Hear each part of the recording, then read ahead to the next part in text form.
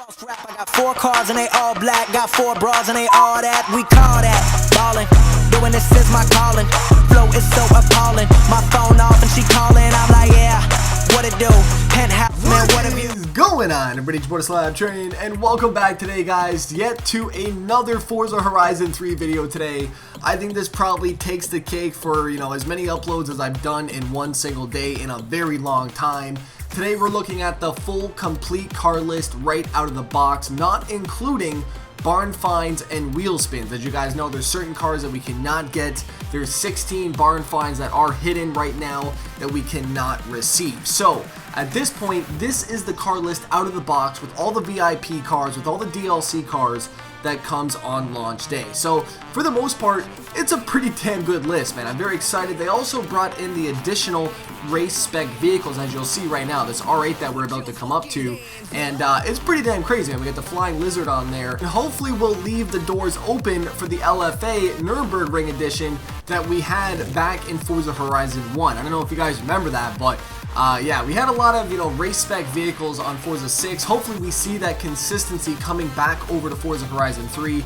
Now, we just seen that Monster Energy trophy truck that we just passed. That thing is pretty damn crazy. Unfortunately, there's no upgrades available for that trophy truck. I've actually went through it, and there's nothing of the sort. So that was a little bit disappointing, but we had a lot of the same car list from Forza 6 get brought over to Forza Horizon 3. There was a few cars that were brand new. When I see them, I'll let you guys know, or I'll try to figure them out. If you guys see them, I think that damn 2016 Cadillac was brand new, but there was a lot of them that got added in. If you guys see them, let me know down in the comment section down below. We had the Z28 come back. We also had the Racing Corvette come in. We had the Super Sport, and there was a lot of them. Like I said, we're still missing some of the iconic cars from Forza 4, so hopefully those, surface up sometime soon. The RX-7, the E36, the 66 GTO, there's so many cars that we're still waiting for on this game, and hopefully they start rolling out. I'm just waiting for the season pass, to start rolling out content, because obviously I'm always excited for new DLC to hit the game. And at this point, let me know your speculations for the DLC that's coming in. Now, staying on that DLC topic, as I was going around the menus on the full game, I actually found a Forza Horizon 3 expansion pass. Now, it's exactly the way it sounds, and the description on the Microsoft Store says get 2 Forza Horizon 3 expansions at a discounted price. Now, at first, I thought this was going to be another vehicle expansion. You guys know Porsche always makes a return into Forza at some point in time, so that's probably going to be one of them. But however, though, if you look at the photo for the expansion pass, it's actually a piece of map with arrows on all sides of it pointing out, which would lead to believe that it's a map expansion. So that right there, knowing that we're going to have, some type of expansion early, and there's going to be multiple expansions, the fact that there's a pass for it, and the word signifies multiple, it really does excite me for what's to come on the game. And to see them already working on expansions for the game, it really gets me excited to see what's ahead of Forza Horizon 3. Obviously, we already had Gymkhana 9, Ken Block representing Forza Horizon 3 on that video. Now we're gonna have them working on more expansions, more DLC, and that's overall the end game that I want to see, is just more and more content get rolled out for the game. I've said this before, this is going to be a game now that we're going to be playing for almost 2 years time.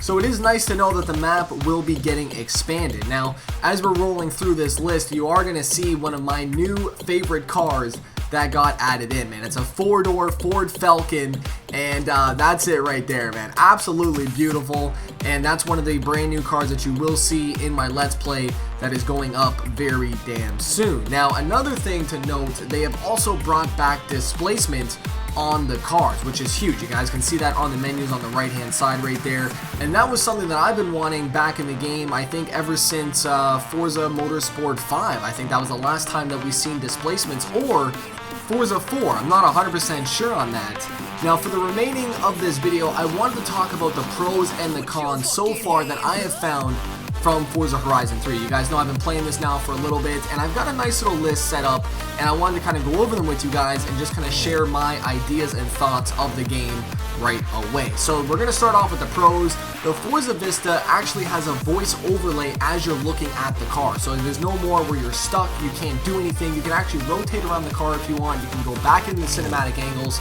but it's just cool though that it gives you that option to kind of roam around as the voice overlay is going. Another thing that I did like about the game is that when you're actually upgrading your car, when you hit the part that you want to throw in, it automatically sends you back to the previous menu. So what that means is that it saves you time from having to hit B every single time you click on a part. It's just going to send you back into the menus. It takes a little bit of time to get used to, but once you do, you'll be flying through those menus. 16 barn finds this time around. I really did enjoy the number of barn finds, and obviously now that we have the drone cam, that's going to be really easy to spot them if you are having trouble, man. Chunky actually told me about that, and I thought that was pretty damn cool.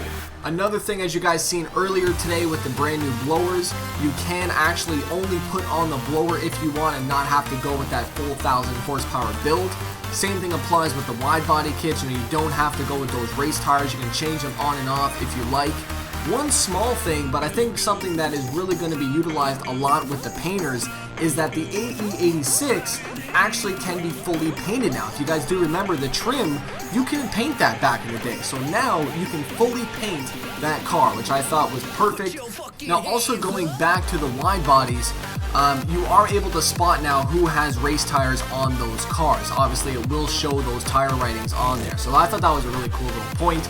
Going over to the cons, like I said, this is just kind of a quick list of the things that I picked up over the last few days. First one is it's very hard to make money in the auction house with these standard cars, and I feel like it's going to cause a lot of flooding. I talked about that in my auction house video. I'll leave that down below for you guys. Also, when I was playing with the wheel, there was no horn for the wheel, which I thought was really upsetting. I can't even use my horn as I'm on the wheel. There's nothing that I can do with the controller. So hopefully Playground and Turn 10 comes in and saves the day for us wheel users. Now another thing that I was a little bit upset about was that there was only really one wide body kit per vehicle, other than a few exceptions. Same with the blower options, there was only one blower option for all the cars. So, I thought it was a new feature coming in. There would have been a little bit more. However, at least we got them in the game, and that's really all that matters. But on the flip side though, I thought we would have seen removable bumpers coming into the game. I thought that was going to be something this year, considering we had the over-the-top wide bodies. I thought they would have went with the bumper removal. We didn't see it, unfortunately, not yet anyways. We also had the height restrictions on the drone cam, which really sucked. The fact that we couldn't, exceed 2 stories. It was just something, it was minor. Same thing with the sway in the drone mode. When you're trying to capture really still images, it's all over the place and it's just swaying back and forth. So that was really my only cons of the game, and also to the BRZ and the GT86 utilize the same kit. Other than that though, Forza Horizon 3 has been fantastic. Let me know your thoughts down below, and that is the full complete car list out of the box with all the DLC cars. Ladies and gentlemen, let me know your thoughts down below. Don't forget to slap that like button. It's your boy SLAPTrain. Out. Peace. 4 cars and they all black, got 4 bras and they all that. We call that ballin'. Doing this is my calling. Flow is so appalling. My phone off and she calling. I'm like, yeah, what it do? Penthouse.